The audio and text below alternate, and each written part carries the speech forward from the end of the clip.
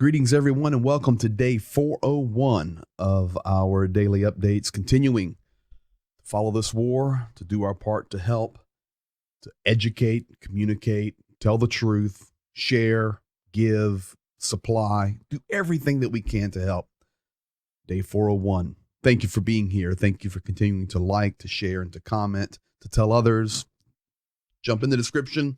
Become more a part of the community every day. Much appreciated. Today, crazy day over in the war zone. And when I talk about the war zone, of course, I'm talking about Ukraine. But not only Ukraine, I'm also talking about Belarus. I'm talking about Russia. I'm talking about Europe, NATO, all of these areas. But we're going to start the update tonight in New York City. United Nations coming out today and publicly declaring that there is not genocide in Ukraine. Yes, there are war crimes and there are crimes against humanity, but not genocide. Well, I can tell you when I was there, and I've spent almost 5 months in Ukraine since the war began, I did not see over my 5 months there many UN vehicles, many UN representatives. In fact, I saw one. So I don't know where they gather their information or their intel, but I would suggest to the United Nations that they're very sadly mistaken here. This absolutely is an effort, especially on those eastern zones and front lines, to wipe out people block by block, meter by meter. So UN probably going down a wrong road there. Now, if we jump over to Europe, NATO, we have a good thing today. Finland, everything is done.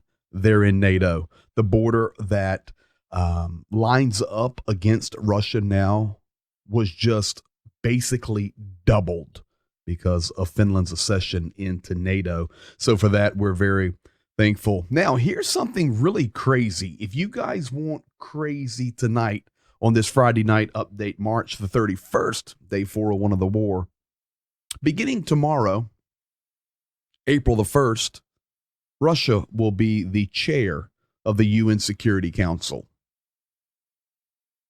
Now, I'll just let that one settle into your minds for a moment. Russia is going to be the chair of the UN Security Council. That happens on a rotating basis, and for the month of April, Russia will be the chair. I doubt the Security Council is going to be pushing any initiatives that are in the favor of Ukraine, United States, or NATO, but we'll see. Kind of madness what is actually happening in and around the United Nations over the last 24 hours. So not too hip on that. Now, if we continue, I want to jump back to Russia now, and I want to speak about Lavrov. Lavrov, actually today, as the foreign minister of Russia, he is required every month, every 6 weeks to give a report. And this is the way Russia works. Then the president of Russia will ratify the report. So today, Lavrov gave his report, and Vladimir Putin ratified it. Today, Lavrov's report contained 4 main talking points. The first one was that the United States is actually the aggressor and the initiator of the war against Russia. That was signed off and approved by Vladimir Putin today. Now, if you remember back over a year ago, this was a special military operation to set some people free. Now, 401 days later, the United States is the aggressor and the United States is the attacker against Russia. Of course, proxy war through Kyiv. Checkmark and approved by Vladimir Putin. Secondly, Lavrov stated that there are multiple situations going on in the world, including Ukraine, where the army of Russia will need to be initiated into action. Signed and approved by Vladimir Putin. Now, many times you have heard of the Wagnerites, these special paramilitary operations or these private armies that Russia uses. Folks, that is not considered to be the military of Russia. It's a private entity. It's a contractor. Now, Lavrov is saying we need to get our physical military, our physical army, not the Wagners, but the armies of Russia more involved into situations around the world, which includes Ukraine, of course. Check mark, Vladimir Putin. Third point from Lavrov was he stated any state or nation that pushes any anti-Russia propaganda or information, Russia will in turn suppress, push economically against you. We will stand against the anti-Russia message anywhere in the world. Check mark, and approved by Vladimir Putin. And then finally, as the foreign minister, Lavrov came and he says, Mr. Putin, we have now entered into strategic partnerships, not only with China economically and militarily, but we are also furthering and strengthening our relationship with India. To which Vladimir Putin said, good job, Mr. Lavrov. Check mark, check mark, check mark. Of course, I remind you that between China and India, we're looking at 25% of the world's population. And yes, they may sell goods at a discounted price. They may sell natural resources, oil and gas, at a discounted price. However, it's still a lot of money when you're talking with that mass of people. Now, today was a special day. And this is what I want to focus the update on tonight. I'm getting ready to show you guys a lot of video that is translated. We did a lot of work today. So once again, thank you to my guys there in Ukraine, making sure all my stuff that I voice over is correct and proper. So Zolik, thank you, buddy. But here you go, guys. Today is a big day. Two reasons. Number one, today was a meeting in Bucha, celebrating the 1-year anniversary of the liberation of Bucha. That is a place where genocide was attempting to be initiated against the Ukrainian people as everybody was being tortured and wiped out.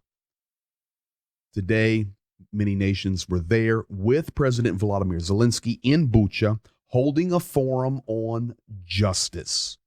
And in a few moments, President Zelensky is going to make a brief statement about Russia and Belarus, and I have it translated and voiced over for you. But first, we have to set the stage for that. So while there was a justice meeting going on in Bucha, today, Lukashenko, the president/dictator of Belarus, was waxing poetic. He had a state meeting, and you will see this. This will look like the meetings that Kim Jong-un has in North Korea or Xi Jinping in China, where all the dignitaries come and the military representatives and the government representatives, and they sit in this huge theater. And the president waxes eloquent. Now, for Lukashenko, this is what he does. First, he gives his speech. And he's standing there in front of the flags and he just talks for hours. After that, he rotates left and he sits down at a desk. And then, of course, it's prearranged, but the people begin to ask questions. And they ask specific questions, of course, all set up for him to answer, whether it be about NATO or Poland or Ukraine or Russia, propaganda, all these different things. Tonight, I've got quite a bit of that because as I was looking earlier today, maybe you saw this and you didn't understand it, but you saw the headlines out there that said, Putin rejects Lukashenko's call for peace. Or on Al Jazeera, it was Putin rejects Lukashenko's call for negotiations or whatever. Listen, guys, you do realize this is all set up. Lukashenko is in the back pocket of Vladimir Putin. Belarus is an ally. I'm not talking about the people. There are many Belarusians that love Ukraine and want to go west and want freedom and to get out of that communist world. Not talking about the people, but the nation, the government, the leadership is in the pocket. They're getting ready to place nuclear weapons on their sovereign territory. Hello? They're in the pocket of Vladimir Putin. So when you see this coming out and it looks like the headlines, and maybe you read it and go, oh man, okay, we've got a crack in the relationship between Putin and Lukashenko. Forget it. There is no crack. This is all set up. And after I show you what I'm getting ready to show you with the translation and the voiceover, maybe it will change your opinion. This is some of the things that I talk about that you can take one statement, because you're going to see in here, Lukashenko calling for peace, peace, peace. It's there. He talks about sitting down and having negotiations. But you can't just grab that one sentence and run with it and make an article and make a headline and say, yeah, Belarus wants peace. You've got to look at the entire context of what he was stating for hours today. So tonight, that's the focus of the update. We're going to experience a little bit of Belarus. So we're going to start here. Lukashenko comes out and says the reason Russia is struggling in this war, fighting that little teeny nation, Ukraine, is because the Russian soldiers, they really do not want to fight, and many of them do not even know what they're fighting for. Now, to be quite honest, with that statement, I agree. I do believe that there are many Russian soldiers that do not want to be there fighting Ukraine. There are some good Russian people, period, that are confused and are misguided, that are under the power of that propaganda. So this is a little bit of Lukashenko talking about that. Here you have it. Lukashenko, Russia, first of all, they don't want to fight. They don't want to be there. Here you go. Do the Russians want to fight? No, they don't want to fight because they do not understand what they are fighting for.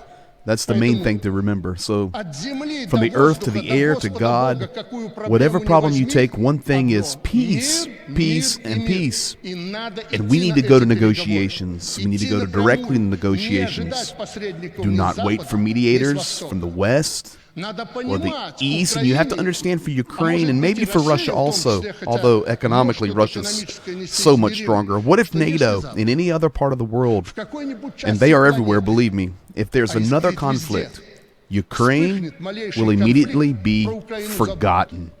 No one will bring them or give them weapons, and nobody will care about them. Even if they don't lose, they can't rebuild the country on their own. So there you have it. That was kind of the basis for some of these headlines that you saw. We need peace, peace, peace. We need negotiations. Listen, doesn't Ukraine realize that if NATO has another issue flare up anywhere in the world, that they're just going to forget about Ukraine? So for the goodness of Ukraine, for the peace and stability of the world, we need to move toward negotiations. Now, if you were just to listen to that 60 seconds, you say, wow, okay, Lukashenko, not bad. I'm for that. Yeah, we need some negotiations. Don't wait for the West. Don't wait for the East. Let's just sit down with Putin and Zelensky. And you know what? I'll come along and I'll sit down and we'll figure this thing out to bring peace. Now, what is the figuring out there? Easy. Ukraine will lose their territory, lose their culture. They will lose everything, and they will remain a part of, let's go ahead and call it, the Soviet bloc, including Belarus. Listen, that's what he's talking about, folks. Not some negotiation that will end in a good result for Ukraine. It will end in a good result for Russia. That's the proxy, the voice that he is using in a way that sounds appealing and kind of smooth to the West. Do not be misguided. That's exactly what he's talking about. Now, how do I know that? Because, folks, that was just the beginning of his talks. He went bonkers. The next thing, he starts talking about Poland. Poland is coming after us. Poland is going to invade us. So how did he go from negotiations and peace? Next thing you know, he's talking about Poland, the great invader. Check this out. This is about Poland. Now, speaking about Poland, today's not the time. There's a lot of work going on behind closed doors, but please take my word for it. I have never deceived you. Listen, they are preparing to invade the territory of Belarus to destroy our country. They're making militants out of our fugitives. Militants are simply bandits. They could care less about them. They do not feel pity for them. We know this as a fact today. They have their first experience in Ukraine, but they're sending our guys as cannon fodder. Now, at the same time, these guys are preparing and sending terrorists to our country to carry out sabotage and acts of intimidation. They attempt to create underground extremist cells to coordinate protest activities. They transfer weapons. They transfer money. You think all this is just for fun? They have concrete plans, and they are not shy about talking about it openly. Here are a few quotes. Colonel General Zorn, Inspector General of the German Armed Forces, late last year said, and I quote, "Belarus may go to war, in which case NATO member countries should launch covert operations against targets on its territory." Now, we haven't joined anything yet, but they have already started it against us. NATO should prepare to support militarily political changes in Eastern Europe. See? That's what we saw in 2020. A little bit different from the headlines you're reading on Al Jazeera. Lukashenko calling for peace and negotiations, and Putin says no. 30 seconds later, Poland's coming against us. They're going to invade. There's terrorists already here. NATO's going to use them. They're already using our people as cannon fodder in the war in Ukraine. See? You do not get the whole story when you can't get the language. So this is what we try to offer as much as possible on these updates so you get the real picture. So please like, share, comment, tell your friends. If you want to know what's really going on and hear it in your native language or in a language you understand, check these guys out working over here. And we would much appreciate that. So that's the second part. Now, what happens next? Lukashenko starts getting a little bolder. He says, Ukraine cannot win this war. So we need to find a way just to end this. Here you go. Lukashenko.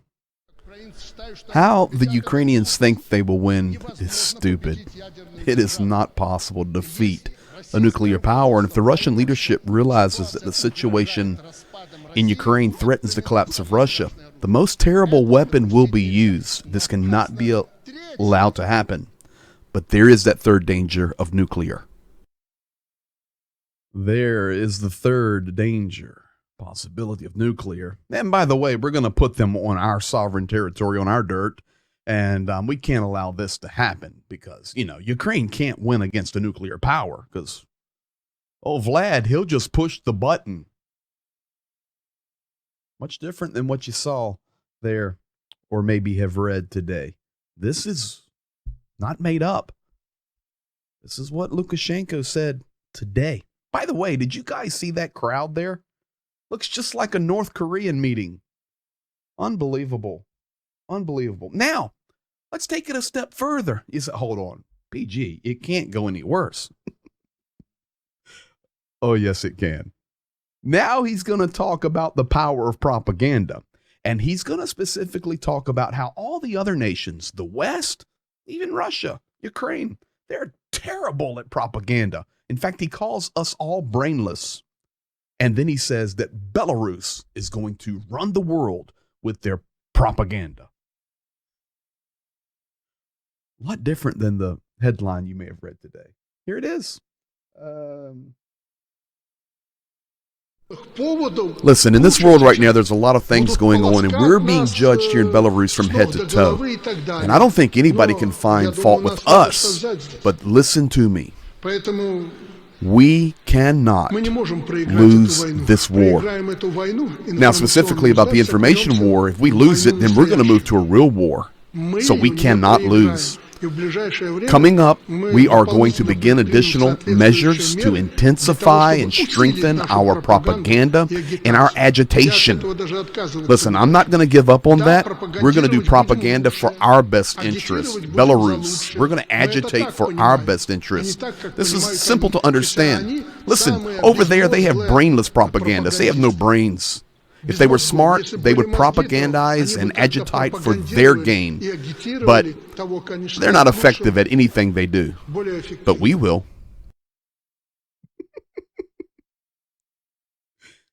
By the way, did y'all notice him sitting at the desk now? I told you, I showed that one because I have the other one without some of those subscripts there or subtitles, and it's a little clearer to see, but I wanted you to see that angle. He's moved from the lectern. He's now sitting at the desk and receiving the questions that are all staged. But did you hear the message? We are going to do the propaganda for our best interest. It's amazing, this nation getting such a central stage, of course, being right there in the middle of this war. Let's be quite honest. Now, that's the picture of what Lukashenko was doing today. Quite interesting.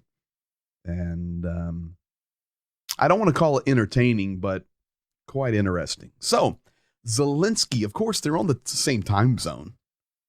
They finished the meetings for justice in Bucha. It was a good meeting. Representatives of other nations were there, honoring this day of justice, honoring those that have lost their life, standing in solidarity with Ukraine. It's very good. Then Zelensky, he gives an answer to all of this madness that's happening, coming out of Belarus, coming out of Russia. Very clear, very concise, very conversational. It just lets you know these guys know what the other guys are saying, even if they're busy. Here's Zelensky making some comments about Belarus, Russia, and China today. Listen, the signal that Russia is going to deploy nuclear weapons on the territory of Belarus indicates to us that there was an unsuccessful meeting with China. The first thing was to show some understanding that Russia has lost much under the leadership of President Putin. Secondly, I emphasize once again that it is necessary to show some political steps or victories for the president of Russia, but he cannot do it on the battlefield. And even the fact that they started such a bloody war, because we know it's clear how it will end. The question is that he does not feel sorry for our people and he kills them, and at the same time does not count his own people, but that's the business of the Russian Federation. Thirdly, I think it's the loss of any understanding in regard to the president of Belarus. I think now he no longer decides which weapons are in his own territory. He's lost his presidency. That's how you make a statement.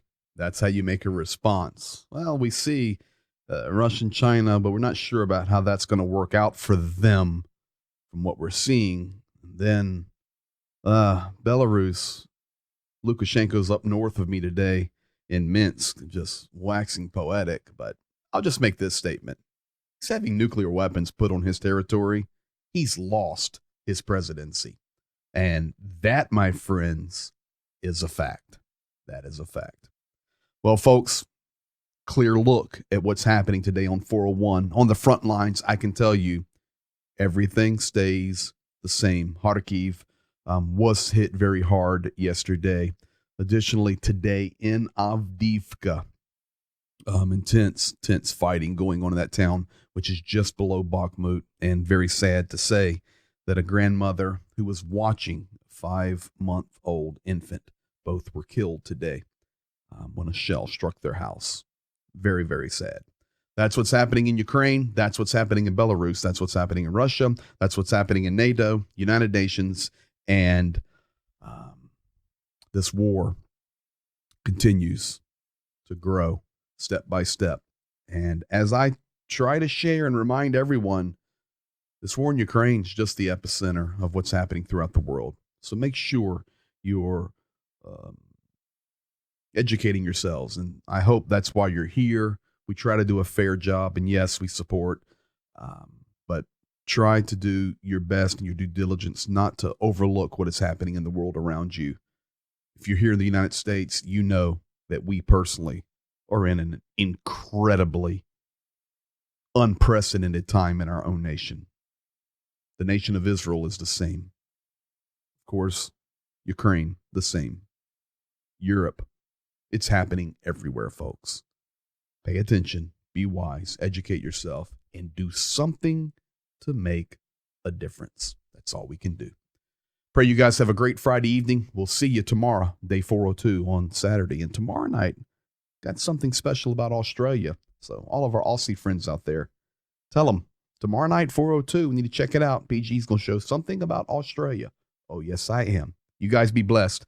Have a great night, and we will see you 23 hours.